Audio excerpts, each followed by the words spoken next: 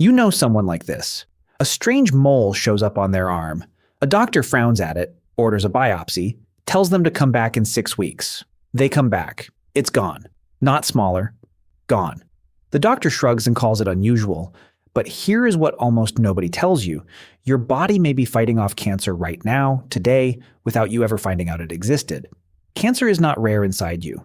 Cells copy their DNA over and over, trillions of times across your lifetime, and every copy is a chance for a mistake. Some of those mistakes turn a normal cell into something dangerous. This happens constantly in your skin, your gut, your bone marrow, right now, while you watch this. And yet most people never develop a tumor they can feel, let alone one that shows up on a scan. Why? In 1957, two scientists named Frank McFarlane Burnett and Lewis Thomas proposed something radical. They suggested your immune system doesn't just fight infections. It patrols your own tissue, hunting for cells that have gone wrong. They called it immune surveillance. At the time, almost nobody could prove it. Then, in 1975, a researcher named Rolf Kiesling, working at the Karolinska Institute, found the evidence. He discovered a type of white blood cell that could kill tumor cells on contact, with no prior training, no vaccine, no warning. Scientists named them natural killer cells. Not because it sounds dramatic, because that is exactly what they do. Here is where it gets stranger.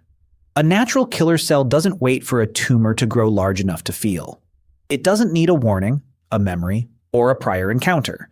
It reads the surface of a single abnormal cell. If that cell looks off, even slightly, it gets flagged, marked, destroyed. Quietly, and often within your bloodstream, far from anywhere a doctor could ever look. You never feel a thing. So why do some tumors survive? In 2002, immunologist Robert Schreiber and his colleagues described a 3-part process called cancer immunoediting.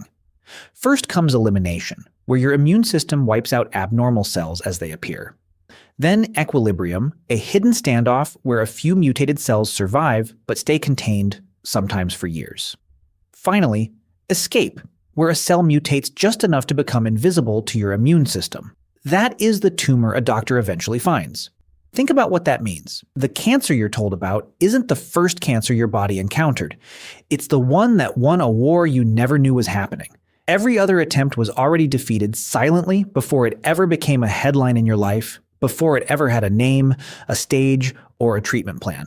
This reframes something almost everyone gets wrong. People imagine the immune system as a soldier that shows up after disease has already taken hold. But immune surveillance suggests something closer to a constant, invisible negotiation.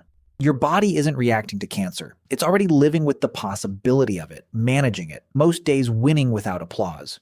There's a strange comfort buried in this. That mole that vanished, that biopsy that came back clear when the doctor expected worse, that unexplained fatigue that resolved with no diagnosis. Some of it may have been exactly this process. Elimination, quietly succeeding. No headline, no hospital stay, just a body doing what it has done every day since you were born. Does that mean you're invincible?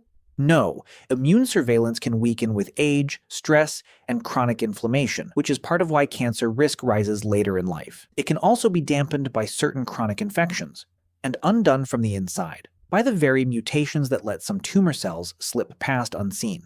This isn't a reason to stop screenings or ignore symptoms. It's a reason to understand what your body is already doing for you, quietly, long before a doctor ever gets involved. So the next time something strange appears on your skin, in a blood test, in a scan, and then simply disappears, don't assume it was nothing. Consider the other possibility. Your immune system may have just won a fight you were never invited to watch. You know someone like this. Maybe it's you, someone whose body quietly fought off a threat and never once mentioned it.